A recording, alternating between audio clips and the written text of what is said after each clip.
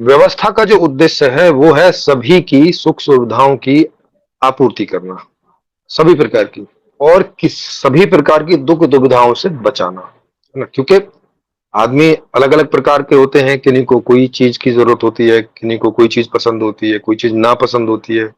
एक ही चीज़ है, वो चाहिए तो किसी किसी को वो पसंद है, किसी को नापसंद है। तो ये वस्तु उसके पास तो पहुँचे जिसको पसंद है, वो भी तब-तब पहुँचे जब-जब उसको चाहिए और तब-तब ना पहुँचे जब नहीं चाहिए और उनके पास बिल्कुल ना पहुँचे जिनको नहीं चाहिए, जो नहीं चाहते इसको। है ना? इस प्रकार का सारा मैनेजमेंट। इस प्रकार की जो व्यव इस प्रकार की जो व्यवस्था होगी उसे आइडियल व्यवस्था बोलेंगे, माने आदर्श व्यवस्था।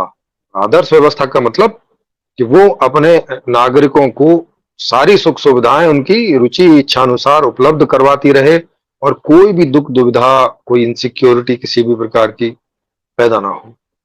ये किसी भी व्यवस्था का मुख्य उद्देश्य होता है, मूल उद्देश्य होता है और इसी उद्देश्य पर कोई भी व्यवस्था को चेक किया जाता है।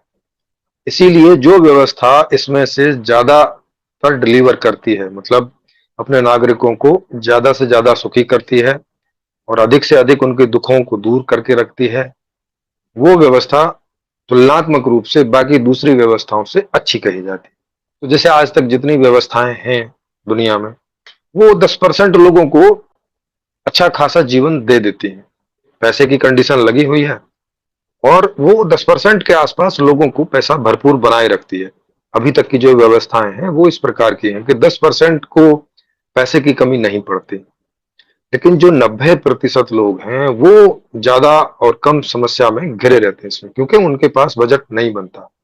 ये व्यवस्था 90% लोगों को जितना धन चाहिए, क्योंकि ऐसी कंडीशन लगी हुई है अब तक की व्यवस्थाओं में, तो 90% लोगों को जितना जितना धन चाहिए वो उनको नहीं हो पाता। व्यवस्था इस प्रकार की।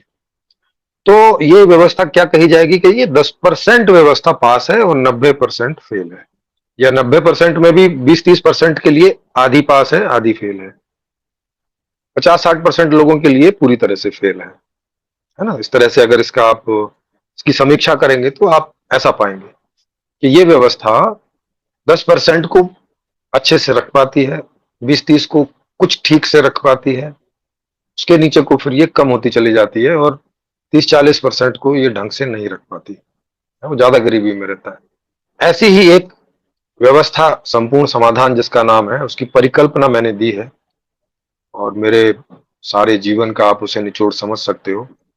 और ये व्यवस्था थोड़ी विशेष इस वजह से भी है कि ये व्यवस्था दर्शन से निकली है।